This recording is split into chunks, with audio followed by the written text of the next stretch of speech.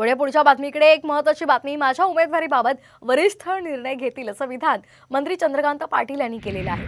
उमेदवारी घोषित होईपर्यंत सगळेच इच्छुक असतात असंही त्यांनी म्हटलंय।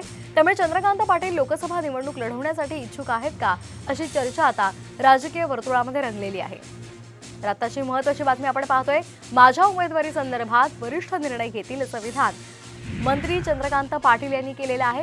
उमेदवारी घोषित होईपर्यंत सगळेच इच्छुक असतात असंही त्यांनी म्हटलेलं आहे।